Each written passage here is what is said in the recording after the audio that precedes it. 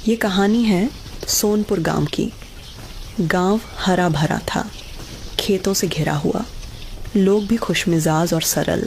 लेकिन गांव के बीचों बीच एक पुरानी हवेली थी जिसके सामने एक बहुत बड़ा कुआं था। गांव वाले कहते थे उस कुएं में एक औरत की आत्मा कैद है। बरसात की एक रात दो दोस्त मोहन और करण खेत से लौट रहे थे। बारिश तेज हो गई और बिजली कड़कने लगी। तभी मोहन बोला, अरे जल्दी कर, ओले गिरने लगे हैं। तब करण बोला, सामने वही हवेली है, चल वहीं छुप जाते हैं। तब मोहन डर कर बोला, नहीं भाई, वहाँ मत चल। सब कहते हैं उस हवेली के सामने जो कुआं है वो शापित है। करण बोला, डरपोक कहीं का, चलो मैं जा रहा हूँ। मजबूरी में दोनों हवेली में घुस गए।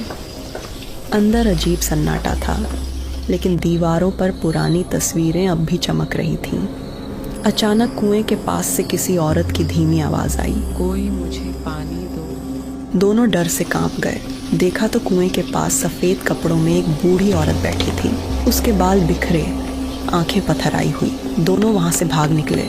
अगले दिन गांव में हड़कंप मच गया क्योंकि शहर से एक व्यापारी आया था, अरुण बोला, वह हवेली मेरे दादा की थी, अब मैं इसे खरीदार को बेचना चाहता हूँ। तब मुखिया बोला, बेटा, उस हवेली में रहना आसान नहीं, वहाँ आत्मा है। मुखिया का बात सुनकर अरुण हंसते हुए बोला, अरे भूत वूत कुछ नहीं होता, आज रात मैं वहीं रहूंगा, देखता हूँ कैसा डर है। रात को अरुण अपने दो दोस्तों के साथ हवेली पहुंचा। मोबाइल की फ्लैशलाइट से सब देखने लगे। तभी कुएं से पानी उबलने जैसी आवाज आई। सब उधर भागने लगे। अरुण देखा तो कुएं के किनारे वहीं बूढ़ी औरत खड़ी थी। बूढ़ी औरत बोली, ये हवेली मेरी है, मेरा खून इसमें बसा है, तुम लोग इसे बेच नहीं सकते। अरुण गुस्से से बोला, तू कौन है? यहाँ क्यों भटक रही है? तब बूढ़ी औरत चीखते हुए बोली, मैं पद्मा हूँ, इस हवेली की बहू थी। मुझे मेरे ही पति और ससुर ने इस कुएं में जिंदा फेंक दिया था क्योंकि मैंने बेटी को जन्म दिया था। इतना सुनते ही तीनों के रोंगटे खड़े हो गए।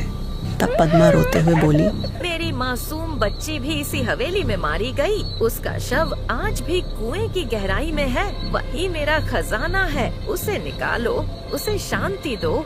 अरुण और गांव वाले मिलकर कुएं से रस्सी डाले। घंटों मेहनत के बाद एक पुराना लकड़ी का बक्सा निकाला।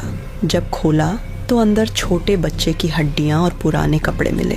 ये देख पद्मा धीमे स्वर में बोली, धन्यवाद, अब मेरी बेटी को मोक्ष मिलेगा। इतना कहकर फिर वो धीरे धीरे गायब हो गई। फैमिली चैनल को सब्सक्राइब कीजिए और हमारी नई फैमिली का हिस्सा बनकर हर दिन दिल छू लेने वाली कहानियों का